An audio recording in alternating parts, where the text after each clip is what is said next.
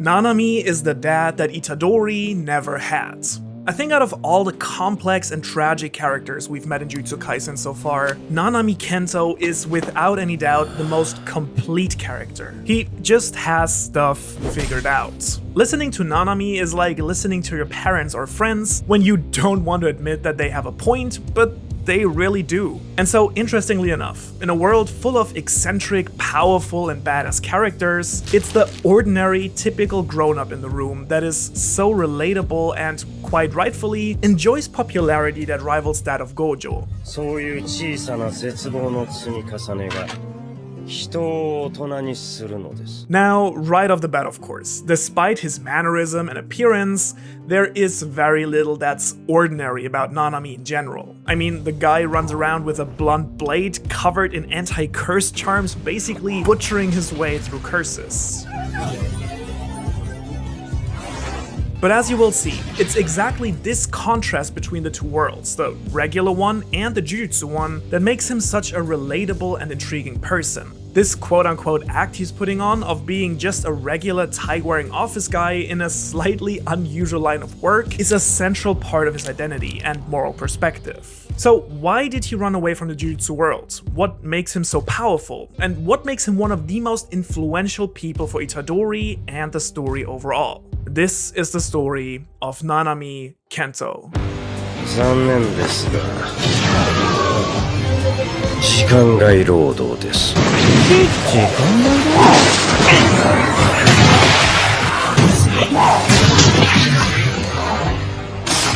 Okay, first things first, a quick trivia regarding Nanami's abilities as a Jujutsu. While Nanami's name is written with the kanji for 7 and C, his name can also be read as Nanami, as in 7 and 3, making it a bit of a pun with his innate 7-to-3 ratio powers that allow him to divide any target of his choice with 10 lines and then forcibly create weak spots at the ratio point of 7-to-3.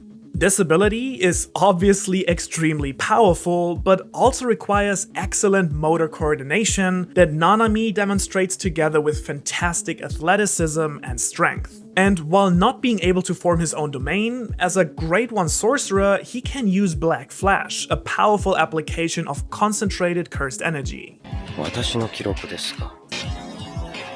Now, probably the most interesting part, however, is that Nanami made a binding vow with himself called overtime, limiting the amount of cursed energy he can utilize when he's officially on the clock working for Jujutsu High. Once he goes beyond his shift and has to do overtime hours, however, Nanami's cursed energy swells to an even greater degree, granting him a significant boost in fighting power. 残念ですが、ここからは While on the surface, Nanami might not appear to be the most creative or even complex character, you only need to go a little bit deeper to find that in Akutami's net of carefully crafted characters, he is one of the most multi-layered and well-thought-out personalities in the story. This becomes very clear when looking at his two main functions in the story, being a father figure to Itadori and drawing you, dear viewer, deeper into the story itself. So let's start with the latter. To understand what makes Nanami so important in terms of world building, I want to give you a quick overview of the world in Jujutsu Kaisen. More so than any other recent anime, the central principle in Jujutsu Kaisen's design is to integrate a supernatural world of curses and sorcerers into a real and timely depiction of our normal world. And as someone living in Tokyo right now myself, I can 100% attest that Akutami has taken the Japan of today and integrated his own world as a hidden hub within it.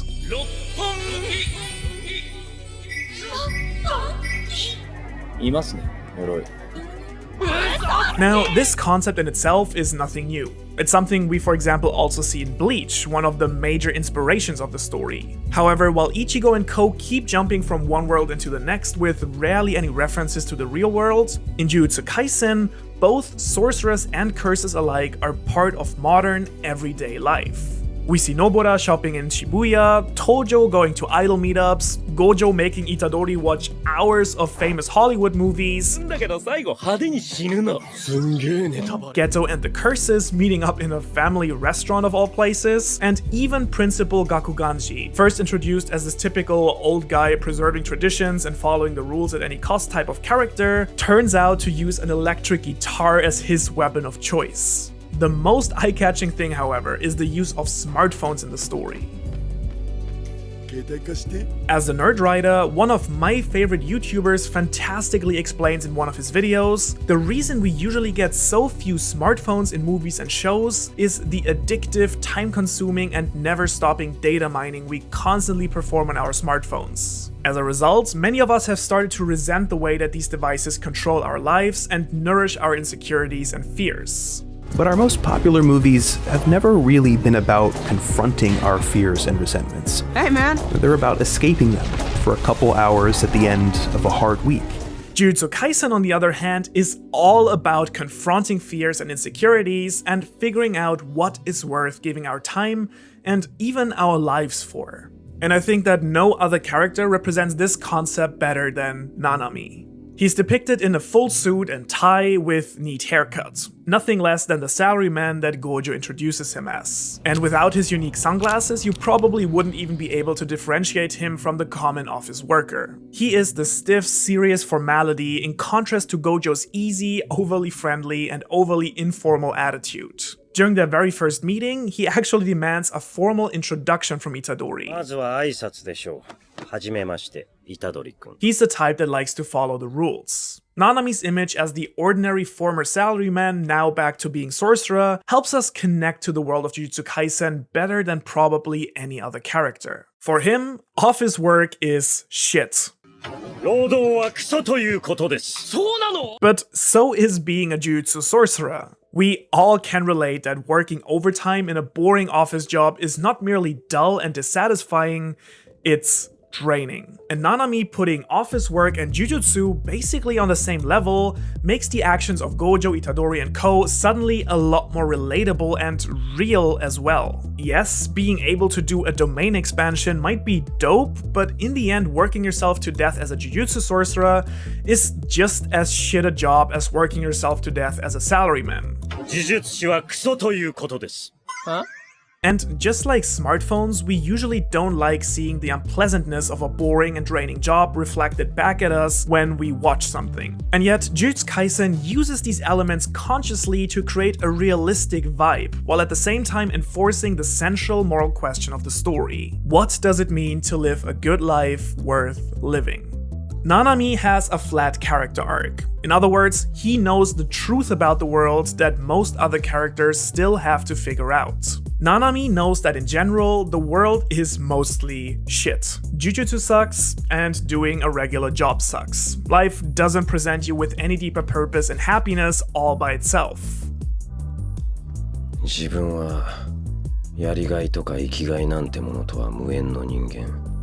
Nanami came to this realization after initially running away from the terrors associated of being a sorcerer. Seeing his comrades die and suffer around him had a deep impact on him, who, as we will discuss in a bit, despite his hard shell, has an incredibly soft core. And so he decided to run away, work his ass off as a salaryman, and then earn enough so he could retire early somewhere outside of Japan, way away from the Jujutsu world and all that suffering.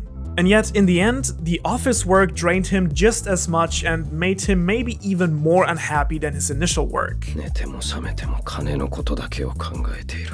Pointlessly thinking about money the entire day and failing to live his life in the moment right now. And so initially, while it might seem like a minor part of the story, the scenes of Nanami visiting the bread store define his entire character the most. As he ultimately decides to release the girl from the burden of the curse on her shoulder after all, that neither she nor any doctor could possibly see, Nanami finally realizes that while life is shit and offers no purpose in itself, he himself is very much free to find his own purpose and fulfillment in life.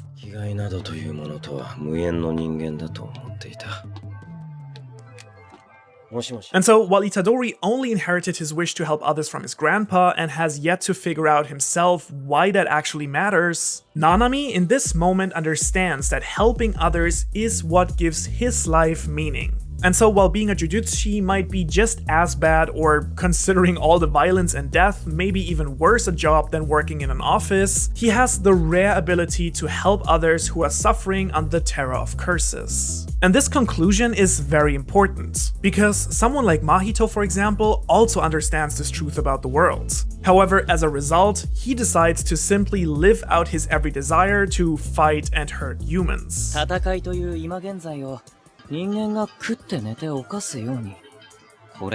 As always with flat characters, in the end, the most important thing is how they use their knowledge of the truth to influence the world, either for the good or bad.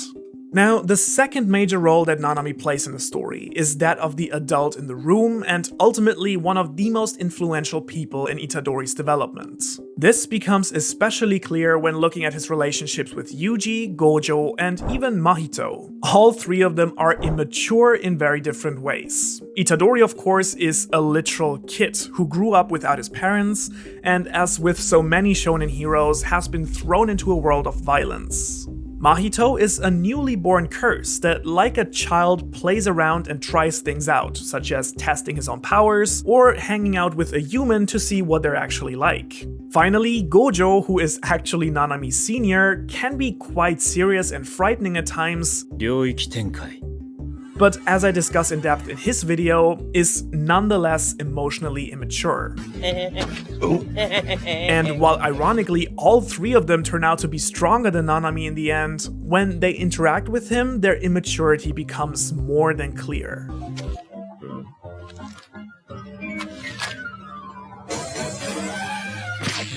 Nanami is in many ways an alternate version of Gojo. While Gojo as the strongest sorcerer is charismatic, eccentric, and unconformist, Nanami is a sorcerer who follows the rules, sees the work they do as a job, and is fairly reasonable and straight-laced in his behavior. Other than Gojo, he seems to believe in a higher external set of laws that everyone should conform to.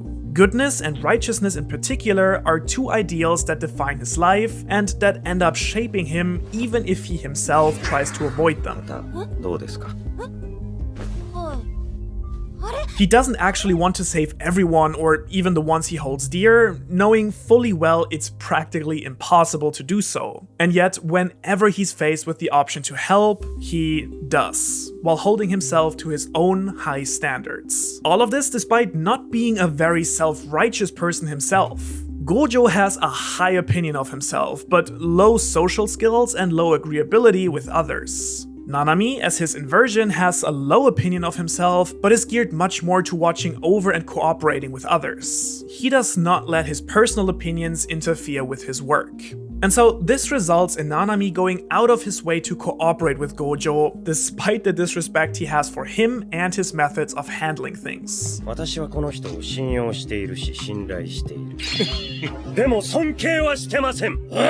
And this difference is reflected pretty much perfectly in their approach to teaching. While Gojo is great at bringing Yuji up to speed in terms of power, basically crash coursing him into being a first-class sorcerer in mere weeks, due to his own character flaw, he can teach Itadori on an emotional and human level. This is where Nanami comes in. While he doesn't make Yuji any stronger in terms of power, he teaches him about morality, duty, and in general, what it means to be part of the Jujutsu world. He also allows Yuji, who reminds him of his own time as a student, to be a kid, which, even though it might annoy him at first, is incredibly important for dealing with the struggles that come with being a teenager who suddenly has to make complex moral decisions, like taking a human life, and who's also way too reckless with his own life. And so instead of throwing Itadori into the fire like Gojo likes to do, he gives Itadori the option to say no. Nanami is a sort of parental figure for Itadori that, while strict, gives him a sense of security and guidance. And most importantly, he gives Yuji a feeling of achievement and attention by believing in him and his abilities.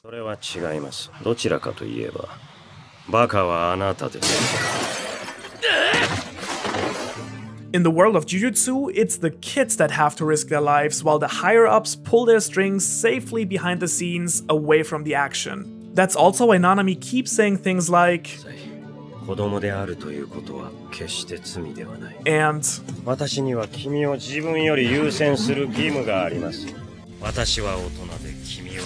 because he's trying to do what the higher-ups should have been doing all along, keeping these kids safe and allowing them to grow into responsible adults. And actually, this care for the students and the dislike of the established structures is one of the few things that he actually has in common with Gojo.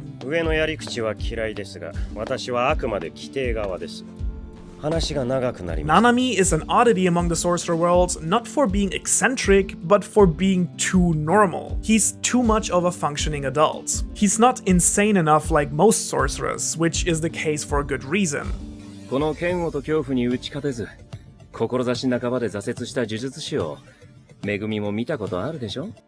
And that's because Nanami's #1 priority is not strength, but rather conformity, in connecting and cooperating with others. And so in the end, Nanami's salaryman-like serious persona becomes more and more of an act as you dwell on his character. It's almost like he's putting on a show, that he's not as mad as everybody else, that he's still reasonable in this world. And I think it's done mostly for his own sake, because Nanami is striving to follow his own ideals of being good in a world that he's well aware of is not so good after all. And so, while being an incredibly sensitive and caring person at heart, he forces himself to be strict because he believes that he has to. The moment that best shows this is during his fight with Mahito, where he's quite empathetic to the transfigured humans Mahito uses during their fight, despite claiming that he doesn't bring his personal feelings to work.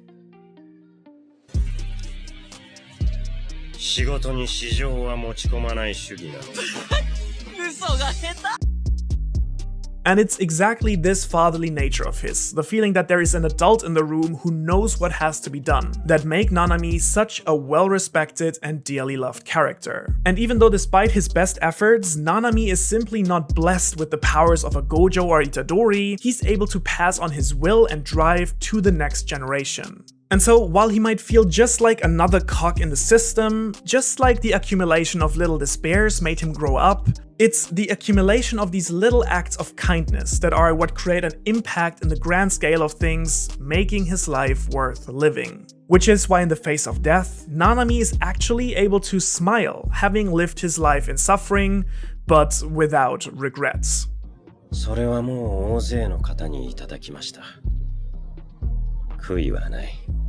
Now, while Nanami in many ways is a more mature version of Itadori, having passed his philosophy onto him, the student that is actually most like Gojo is not Fushiguro, but actually Kugisaki Nobara, a refreshingly badass take on the female support character in shonen.